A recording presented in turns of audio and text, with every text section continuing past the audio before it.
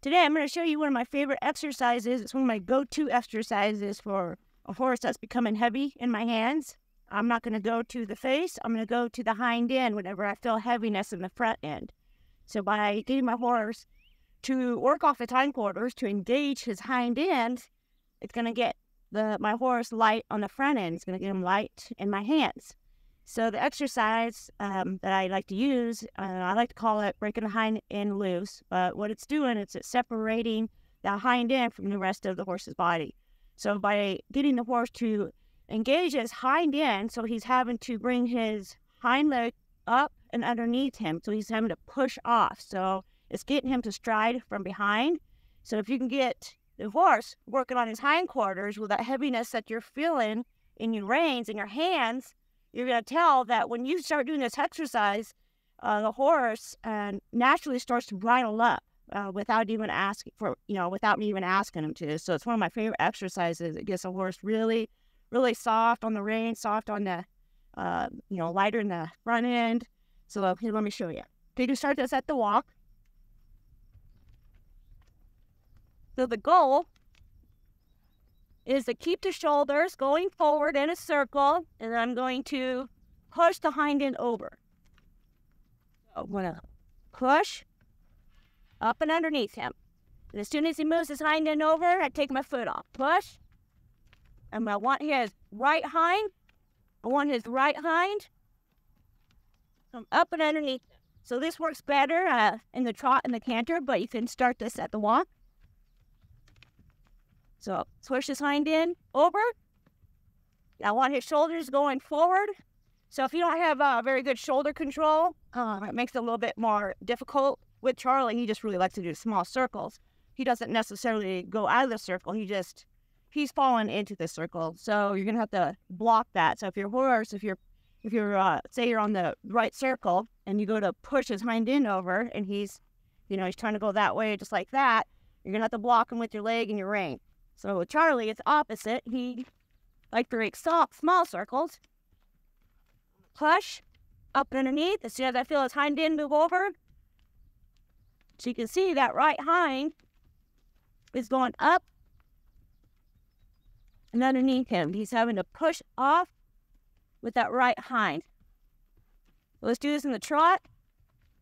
Works better in the trot. Push. Push.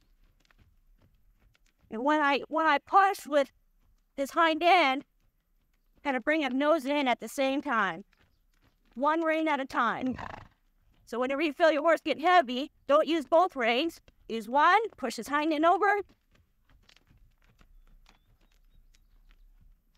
Hind end over. So this exercise is really good to work on if you're going to start working on canter departs. This is a really great exercise to do with your horse too. So pushy, still get them lighter in your hands.